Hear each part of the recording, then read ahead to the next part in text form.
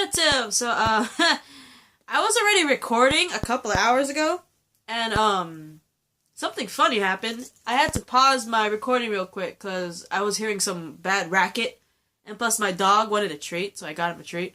Where is he? Oh, he's sleeping. But anyway, and right when I was about to return to recording and press, the continue, because I have a pause button on my phone, which is awesome, I was gonna unpause and continue recording.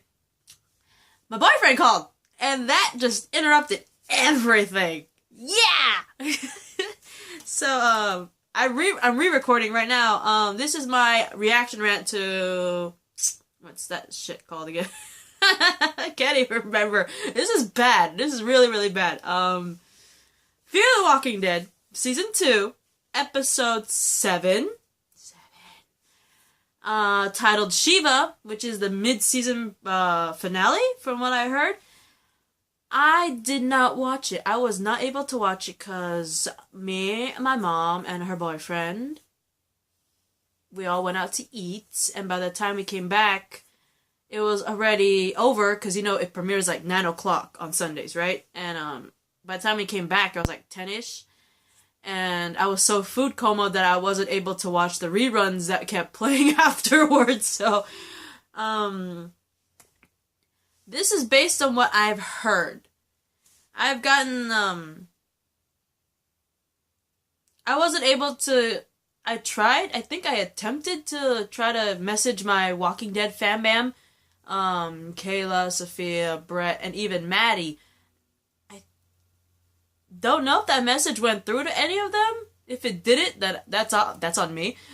But I know I attempted to reach out to them, but just in case it doesn't go through, I did ask other fans that did watch it, and they gave me like bits and pieces, and I pieced it all from beginning to end. So let's see how well they gave me this information. So apparently there's this flashback of a young Daniel. And apparently he's standing beside a pond that's literally filled with dead bodies. And from what I heard, it's in the Salvadorian jungle or something like that. And remember when the previous episode when Daniel had the infected Reed with a hood on his head and all that stuff, and he heard a voice saying, "Take the gun"? That same voice came back apparently in this flashback, because little Daniel standing beside a pond full of dead bodies in a Salvadorian jungle, and then the same thing happened again. "Take the gun, Daniel," from a mystery man, right? And then what I heard after that flashback is Daniel and Ophelia wake up to the sound of a gunshot, and they're all running outside together, and all of a sudden, from what I heard, Ophelia starts peeling the skin off her face, which is hella freaking creepy. I'm glad I kind of didn't watch that part. But, Daniel all of a sudden wakes up, so apparently that was a dream. But the gunshot was real. We saw it in the we heard and saw the gun, well, not really saw it, but we heard the gunshot in the previous episode. We know what it was. It was Strand shooting, Thomas. The fact that in his dream, he still heard the gunshot and they ran outside in his dream, pretty interesting. But anyway, Daniel does wake up from that terrible Ophelia starting peeling her skin part of his nightmare, but he hears people running down the hall. And basically what I heard, that everyone runs to Thomas's room, because obviously that is the source of the noise, and they see that the gunshot was actually Strand actually shooting Thomas in the head. After, he dies from his bite wound, right? And apparently Celia screams at Strand for shooting Thomas instead of allowing him to turn into an infected.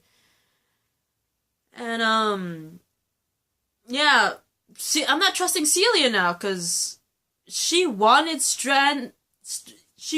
Thomas to turn into an infected. He was obviously bitten, so he was obviously gonna die in turn. Strand obviously stopped that because he shot him in the head. But Celia wanted him to be an infected, and she actually applauded Strand for choosing to go with him and die with him, and I'm only guessing become infected too. Hence why she locked the door with Strand and Thomas in it in the previous episode. But anyway, I also heard that Daniel manages to find the real Ophelia this time and hugs her hella fiercely and shit. I think it's probably because of the nightmare, when she's peeling her face and shit. If I saw that in a nightmare, I would want to find that person immediately and make sure they're okay and hug them like crazy. So I do not blame Daniel on that whatsoever. But I also heard that Travis was asking Alicia to help him find Chris, because remember, Chris went inside Alicia's bedroom, and you know Alicia and Madison was sleeping there with Alicia in Alicia's room. And in the last episode, I'm only assuming he was trying to wake up Alicia, because he's all like, Alicia, but she wasn't awake and all that shit. So he went around the bed and he noticed like a knife on the bedside table next to Madison. And he picked it up and he was all inspecting it. And when he was inspecting that knife that he found on the bedside table, the gunshot went off and Madison and Alicia woke up and saw Chris with the knife. And they naturally assumed that, you know, he's gonna hurt them. But in all honesty, I think Chris just went in that room to wake Alicia and talk to her.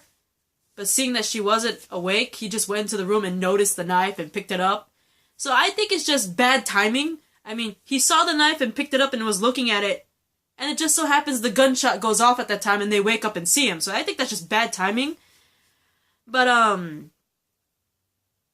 we saw that Chris took off after they saw him with the knife, right? So apparently Travis asked Alicia to help him find Chris. And since, you know, she and Madison saw Chris holding a knife beside her bed, she refuses to help Travis find Chris. Because she assumes that, you know, he was there to kill her and her mom, right?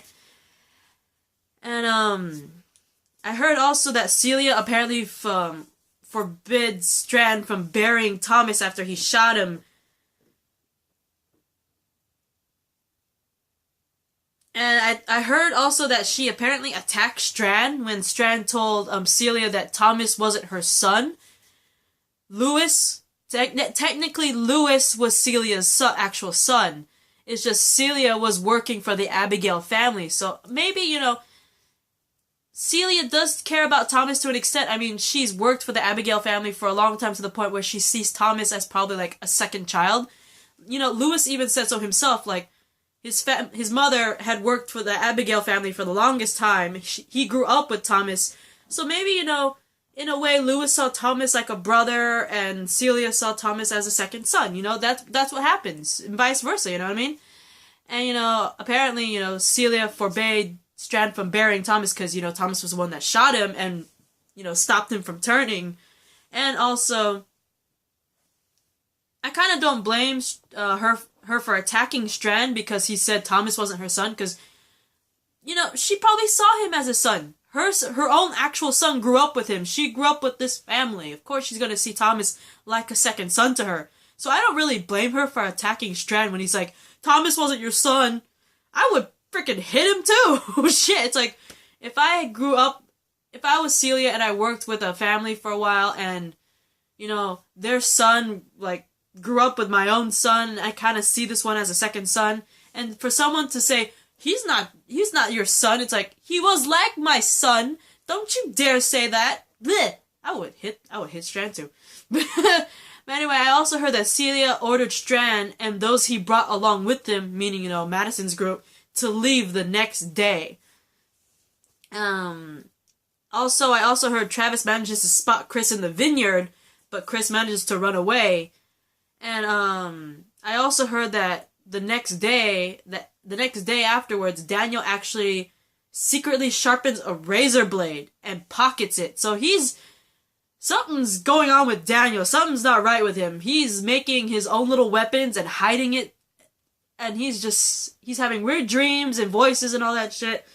He's on his breaking point. I literally think Daniel's on his breaking point, especially now that he crafted his own little weapon. I don't blame him for having a weapon, because, you know, when they first got there to the Abigail place, they had to turn in all their weapons, and Daniel was reluctant to hand over his knife and gun.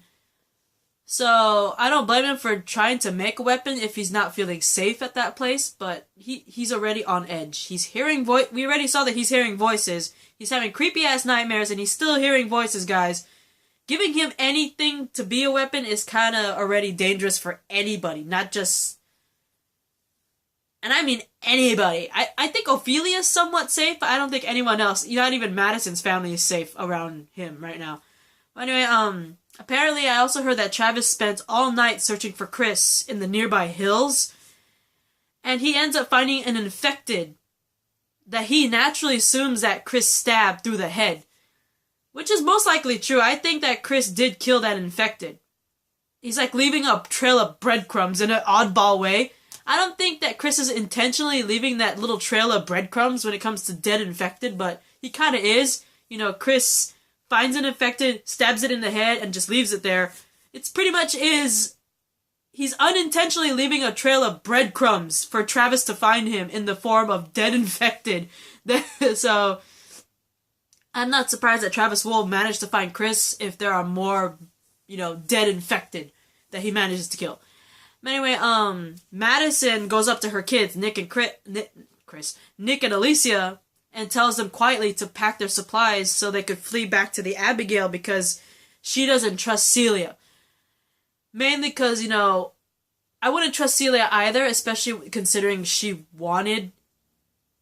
For starters, when she heard, I didn't trust her the moment she came up to the group with a smile on her face, first off.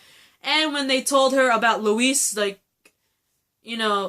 dying and turning into an infected, and she just nonchalantly replied, was he shot in the head? No. That he'll find his way back home? I already did not trust her. And the fact that she was the one who pretty much poisoned all the communion wafers that killed all the parishioners when we first got to the whole, Baja shit.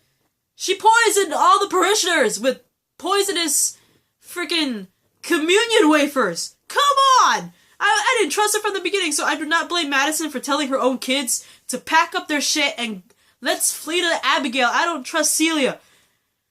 I don't blame her at all. I would have done that like the moment I heard what she said about Luis. If I was there and I heard what she said about Luis, how he's dead, he turned into an infected, and he's not shot in the head, so he's still infected, and that he'll come back home to her, I would have turned around and went back to Abigail. No, fuck that shit.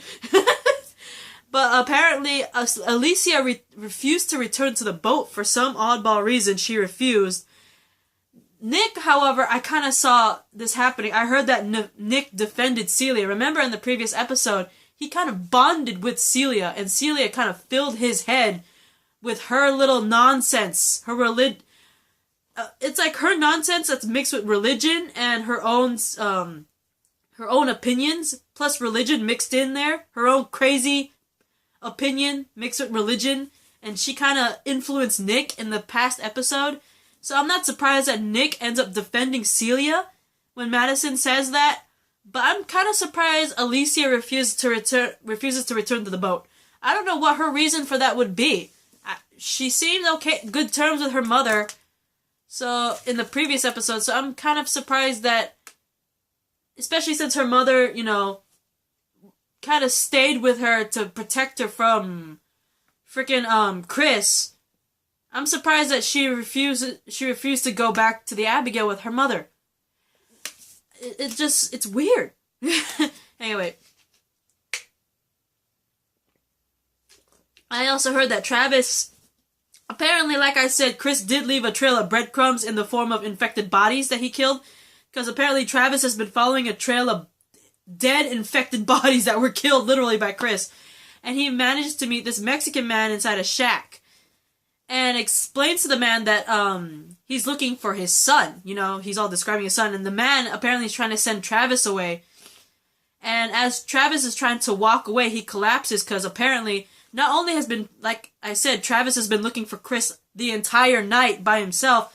He has been walking around looking for his son all night without any shoes. So he collapses and his feet's all bloody and torn because he's been walking around all night looking for Chris barefoot.